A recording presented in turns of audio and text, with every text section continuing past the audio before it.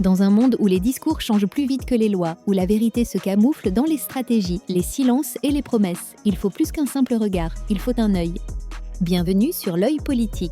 Chaque semaine, nous nous engageons à décrypter l'actualité sociopolitique sans détour. Nous allons au-delà des apparences, explorant les faits, le contexte souvent ignoré et les implications profondes des décisions qui façonnent notre avenir collectif. Notre objectif est de vous offrir une analyse incisive fondée sur la rigueur et la clarté. Ici, la politique n'a plus de masque. Chaque élément révélé vise à éclairer ce que les mots n'affirment pas, pour une compréhension plus juste et plus complète. Mais devant Fort, ils n'ont jamais posé des revendications. Mais la première audience que Jean-Lucien de Tordville leur a accordée, ils ont dit tout ce qu'ils avaient sur le cœur, le fait que par rapport aux pays voisins, le Ghana et un peu le Bénin, vous savez que par exemple Talon est en train de valoriser la chefferie. Au Bénin, il construit des palais. Par exemple, vous allez au nord du Bénin, dans le royaume de Niki, là-bas, ils sont en train de reconstruire tout un palais, le palais royal.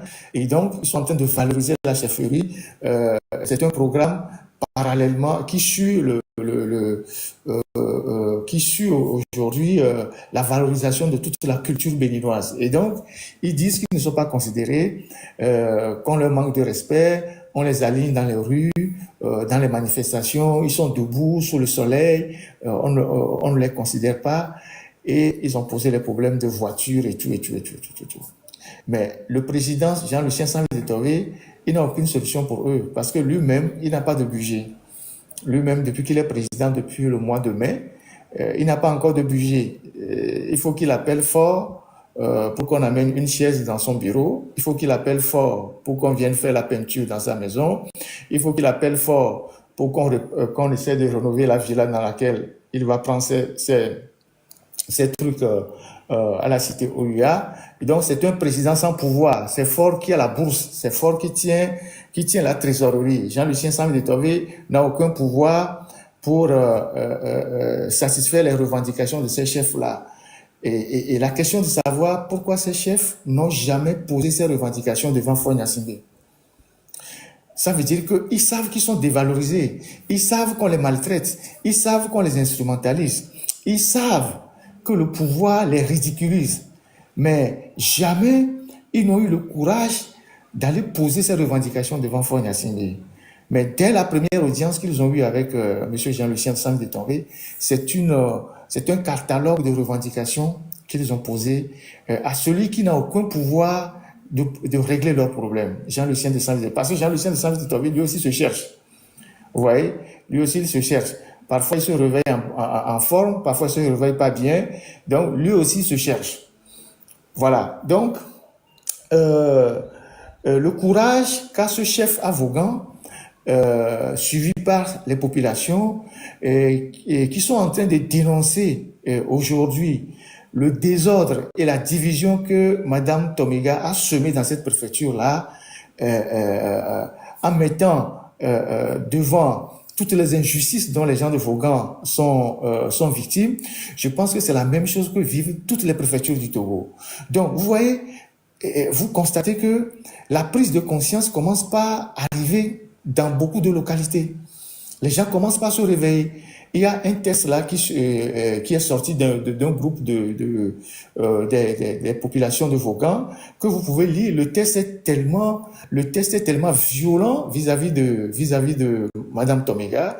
Et je ne veux pas reprendre les mots ici. C'est des mots assez insultants vis-à-vis de cette dame-là, de tout son plan, de son réseau, qui ont mis la préfecture de Vaughan sous coupe réglée. Et donc, voilà ce qui est en train de se passer. Et donc, cette prise de conscience au niveau de la préfecture de Vaughan doit être suivie par d'autres préfectures. Vous voyez, que ce soit les lacs, que ce soit le Bamono, que ce soit l'Avé, il y a des problèmes partout. Donc, les chefs, les rares qui existent encore, qui ont un peu de dignité, le Yotor, tout ça, ce sont ces chefs-là qui doivent dire à un moment donné, nous en avons marre de cette instrumentalisation politique qui ne nous apporte absolument rien, et rien du tout. Et donc, il faut qu'on garde un œil sur ce qui se passe à Vaughan, Et je pense que même avant la manifestation du 30 août, Vaughan a déjà donné le ton. Et quand un chef, je ne sais pas s'il est un chef de canton, bien un chef de village, se lève et dit, soutenu par ses populations pour dire, nous ne sommes pas d'accord sur la manière dont la cité est gouvernée, nous voulons jouir des fruits, des richesses qui sont dans notre localité, je pense que c'est une initiative qu'il faut saluer. Alors, parallèlement, contrairement à la prise de...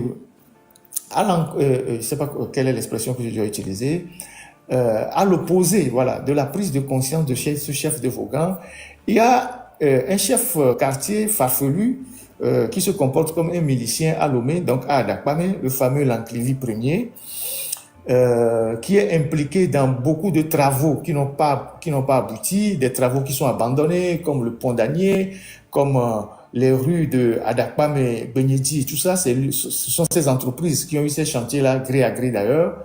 Alors, ce chef, Lanclivi Ier, dont les habitants du quartier disent même qu'il a usurpé la chefferie du quartier, est en train de porter un projet très dangereux pour les gens de Baie. Et je crois savoir que même aujourd'hui, il y a eu une réunion auprès du chef Aklassou pour discuter de l'activisme et de la dangerosité même des idées que ce petit voyou-là est en train de porter. Alors, qu'est-ce que le chef Lanclivi est en train de faire? Le chef Lanclivi est en train de répandre dans l'opinion et même auprès des autorités qui sont derrière lui, notamment le ministre de l'administration territoriale qui est son soutien, Awaté, les responsables du ministère de l'administration territoriale qui provoquent des crises dans les villages et les cantons pour des problèmes de chefferie. Donc, Lanclivi Ier est en train de leur dire que le chef Aklassou n'arrive pas à contrôler la zone de Baie parce que le canton de Baie est trop vaste et que le canton de Baie est en train d'échapper au contrôle du chef Aklassou. Et donc, pour régler le problème, il faut diviser le canton en deux. En fait, son idée, c'est demain de se positionner pour le poste de chef canton. Donc, il est en train de semer les graines de la division dans le canton. Il a de l'argent, je ne sais pas d'où il prend son argent, il distribue beaucoup d'argent aux journalistes, à quelques individus qui sont ses griots, et donc il les rassemble de temps en temps chez lui à la maison, il leur partage de l'argent, et il commence par distiller dans l'opinion cette dangereuse idée de diviser le canton de Baie en deux, sous le prétexte que le chef canton actuel, donc le chef Aklassou, n'arrive pas à maîtriser le canton, comme si Baie ou le canton de Baie était habité seulement par les autochtones. Comme si le canton de Baie, parce que le canton de Baie est très vaste, comme si le canton de Baie est habité exclusivement aujourd'hui par les autochtones.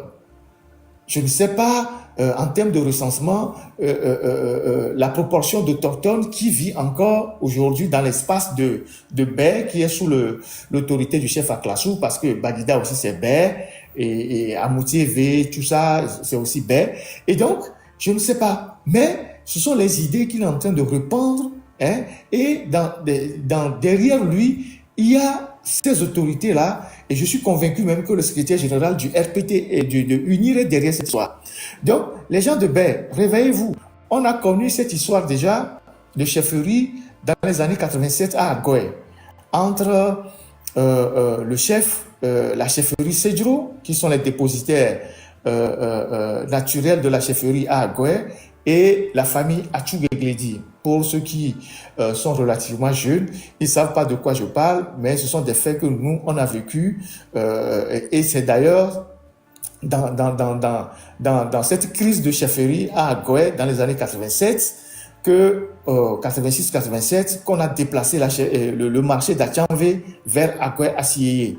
Ça, c'est pour ceux qui ne le savent pas. Donc, c'est cette crise de chefferie qu'on a déplacé le marché d'Achanvé vers Agoé Assiyeye. Donc, on faisait venir les soldats qui tapaient les gens dans le marché de Achanvé, les obligeant à aller vers Agoué Asseyé. À la fin, le chef Atou Guéguélédi est mort dans des conditions un peu obscures. On ne sait pas véritablement ce qui s'est passé.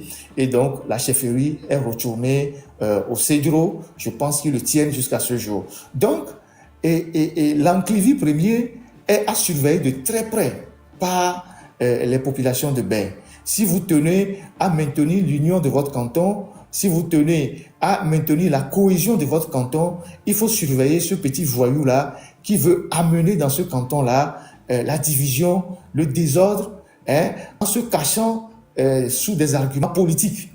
Parce que ce qu'il avance, c'est la politique qu'il avance pour faire ça. Il est en train de mettre devant la politique en disant oui, c'est un chef. C'est comme si c'est le chef à Classou qui va demander aux gens de manifester. Aujourd'hui, le canton de Baie est un canton cosmopolite. Il y a toutes les communautés à Baie. Donc, les gens qui sortent dans la rue, ils sortent pour revendiquer leurs droits. Donc, d'où vient le fait qu'un petit voyou qui a usurpé une chefferie de quartier va distiller une idée aussi gravissime de ce genre, soutenue par comment appelle-t-on, certains pontes du régime qui sont au ministère de l'administration territoriale. Parce que les gens qui sont au ministère de l'administration territoriale, ils ont toujours opéré ainsi dans toutes les localités. Le ministre lui-même, son secrétaire général et le directeur de cabinet, M. Robert Bakaï, qui était préfet, qui était procureur. C'est comme ça qu'ils ont soumis la discorde dans plusieurs localités sur l'ensemble du territoire au Togo. Et c'est des gens extrêmement dangereux. Ils sont prêts à tout politiquement pour casser la cohésion dans le pays. Voilà ce qu'ils font. Il y a des chefs qui ont été choisis par leur communauté, ils attendent leurs arrêtés, ils refusent de leur donner parce que ces chefs-là ne sont pas unis ou ne sont pas suffisamment unis. Et il y a même certains chefs qui sont obligés aujourd'hui de rentrer dans UNIR pour pouvoir obtenir leur agrément ou leur récépissé. À Sagbado, là-bas, le chef Semekonao, qui était précisément de l'ANC, a viré dans UNIR pour prendre son arrêté et depuis, on ne lui donne même pas l'arrêté. Donc voilà ce qu'ils sont en train de faire dans le pays. Ils sont en train de dévaloriser la chefferie, de détruire la chefferie, d'affaiblir l'autorité des chefs. Et ceux qui organisent ça, ils sont au ministère de l'administration territoriale. C'était d'abord Boupessi. Ensuite, aujourd'hui, c'est Awate, et le secrétaire général du ministère, je ne connais pas, son nom m'échappe, et puis le directeur de cabinet. C'est eux qui organisent ce désordre dans le pays et qui provoquent et qui sèment des germes de division plus tard pour demain. Voilà. Et donc, les gens de Baie surveillent bien sûr l'enclivi là. Vous voyez tout le show qu'il fait. Il se fait attribuer des prix, il organise des tournois, et il joue à paraître tous les jours comme si il dépasse même le cadre d'un chef de quartier. Il se comporte comme s'il était pratiquement aujourd'hui l'un des chefs majeurs du canton de Baie. Et donc, il fait tout pour ravir dans les médias plus ou moins la place du chef canton qu'est le chef Aklassou. Donc, faites très attention à ce garçon, surveillez-le, et je pense que la communauté de Baie a des sages et qu'ils n'hésiteront pas à appeler ce garçon-là pour le mettre à sa place et pour que la division n'arrive pas dans ce quartier-là. Voilà ce que j'ai à dire sur le chef. Et donc, j'invite tous ceux qui sont dans Baie, tout ça, à rallier nos frères qui vont manifester ce 30 août dans les rues de Lomé. Alors, l'Internet, c'est toujours le statu quo. Peut-être qu'ils vont encore le restreindre d'ici demain ou d'ici vendredi. Vendredi, c'est demain plutôt. Il faut savoir que c'est depuis la source, depuis la source, là où les câbles ont atterri, qu'ils ont restreint l'Internet. Je pense que c'est vers à Fiarenigban, en allant vers Pougan, il y a des terminaux de fibre optique à ce niveau-là. Togocel, non, je pense Togocom a un terminal d'arrivée là-bas des fibres optiques, et je pense que c'est depuis, selon mes informations, depuis la source qu'ils ont fait la restriction parce que ce sont des infrastructures qui sont aussi sous la protection de l'armée. Et donc, je pense que c'est depuis là-bas qu'ils ont fait les restrictions. Et quand on parle d'Internet au Togo, on parle par exemple des sociétés, des fournisseurs comme YAS et, YAS. On sait que les donneurs d'ordre pour Togo Telecom, YAS, tout ça, c'est Foy Nassimbe Sinaloson. Cette société... c'est Foy Nassimbe et Sinaloson qui sont derrière, qui en disposent comme ils veulent, c'est leur propriété privée, ils ne rendent compte à personne. Il n'y a que les deux qui savent ce qui se passe dans ces sociétés-là. C'est eux qui engagent les dépenses, les grosses dépenses. C'est à eux deux, que ces soi-disant malgaches rendent régulièrement compte. Donc, c'est eux seuls qui savent ce qui se passe dans ces sociétés-là. Et donc, les deux premiers responsables de la restriction d'Internet au Togo, c'est Fort et Sinaloson. Même les gens qui sont à Togocom, vous pouvez leur poser la question. Ceux qui ont fait Togo Télécom, vous pouvez leur poser la question. L'emprise de ces deux personnes sur cette société est très, très, très, très forte et c'est eux seuls qui décident. Voilà, je vous ai parlé des Israéliens qui sont au Togo, qui font de la surveillance numérique, qui surveillent les appels, les écoutes et tout ça. Ces Israéliens ont été rejoints par une équipe de Polonais qui sont aussi spécialisés dans les écoutes téléphoniques, qui sont aussi à Lomé depuis un certain moment pour prêter main forte, surveillance numérique, écoute des appels téléphoniques. Donc, il y a des Polonais qui ont rejoint ces Israéliens-là, et vous imaginez les milliards que le Togo dépense pour payer l'expertise de tous ces gens-là que Ford mobilise contre son peuple, alors que nous avons des hôpitaux qui sont en délabrement, on n'a pas d'ambulance, on n'a pas d'école, on n'a pas de ressources. Il prend tout l'argent du pays juste pour la sécurité de son fauteuil. Il paye des experts pour priver les Togolais de connexion, pour écouter les Togolais, pour surveiller les appels téléphoniques, pour restreindre la connexion Internet. Il est prêt à débloquer des centaines de millions, quitte à priver les Togolais de leur droit à l'information.